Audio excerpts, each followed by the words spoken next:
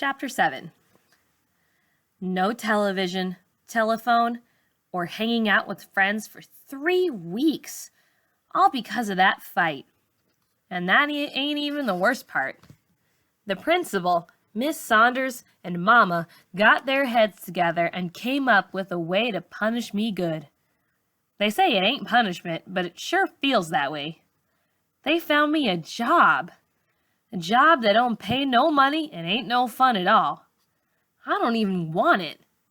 But Mama's got her mindset, so that's that. I will be working in the school office, filing papers, stapling letters, that kind of stuff. This is Miss Saunders' bright idea. She talked it over with Mama last night on the telephone. I could hear some of the conversation coming through the receiver.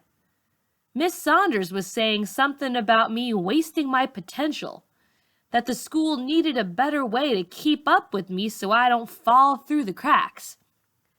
And Mama believes all that crap, when the truth is that Miss Saunders is just a big-mouthed, bossy broad who likes to throw her weight around and treat everybody like they are some broken pot she's got to patch up.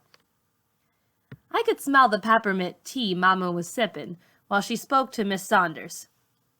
Malika's got more potential than she's letting on. Keeping her under the principal's nose may be just the way to get her back in line. Mama and Miss Saunders talk a long time. When they're done, I try to tell Mama that Miss Saunders don't know what she's doing, that she ain't even a real teacher. Mama says she doesn't care. She likes her. That Miss Saunders is the first teacher who ever called here to talk about what was going on with you. I like that. It shows she's concerned, that this job ain't just about the money. I tell Mama that Miss Saunders don't need no money. She got plenty. Don't it make you wonder, Mama, why somebody with all that money and a good job would give it up to come down to McClinton? Mama sits there for a while, thinking. I wouldn't think on it too much, Malika, she says. She's here, and that's the important thing. No way is Mama gonna let me not work in that office. She even threatens me, saying if I try to get out of it, she will take away all my rights at home. So I figured, cool, I'll do it. And while I'm doing it, I will find out the real deal on Miss Saunders. Get all up in her business like she's all up in mine. Payback, you know? So on the first day I work in the office, I ask Miss Carroll, the secretary, about Miss Saunders. Miss Carroll likes to gossip, so I figure she'll tell me something. But Miss Carroll just stares up at me with her arms crossed. You're here to work, right? Right, I say, biting on the dry skin hanging from my lip. Then you do your work and stop minding grown folks' business. Maxine, the other girl working in the office, is acting like she's filing papers. I know she's listening, though.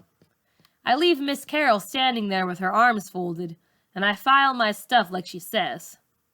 Turns out, I don't need her to tell me about Miss Saunders. It don't take me long to start piecing stuff together from the other teachers. They complain about her every chance they get. If you ask me, that program doesn't work one bit, Mr. Mack, the science teacher, says. A school doesn't run like a corporation. Things don't happen at the snap of a finger or the drop of a pen. Change takes time. She's a bull in a china shop, that's what she is, Miss Benson, the librarian, says under her breath. She's not following the curriculum the way it's laid out. She's pushing the kids too hard, telling them to read 50 pages one night, 30 pages the next. I'm telling you, hiring her was a bad move. If those teachers knew I was working at the desk, they would be more careful. But they don't know I'm here. I've dropped some paper clips on the floor, and I'm crouching under a desk to pick them up slowly. It looks like nobody's around but Miss Carol, and she is in the back Xeroxing. Maxine is running errands.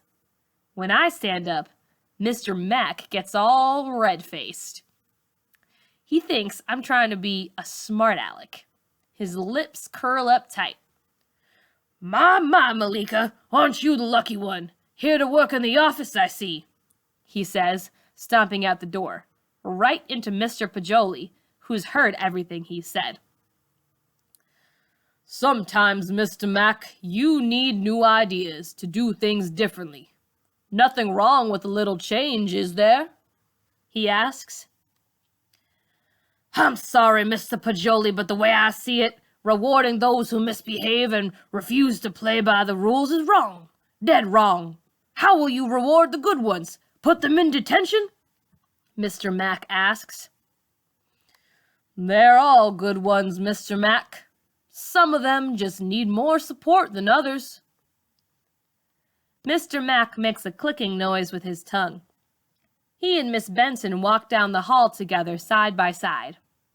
We all think those two got a thing going, even though we never seen them kiss or even hold hands. Mr. Pajoli tells me not to worry, that things will work out fine for me if I try hard enough. All the time he's talking, I'm trying to figure out how I can cut this gig loose. I mean, let's face it, I got better things to do with my time than work for free.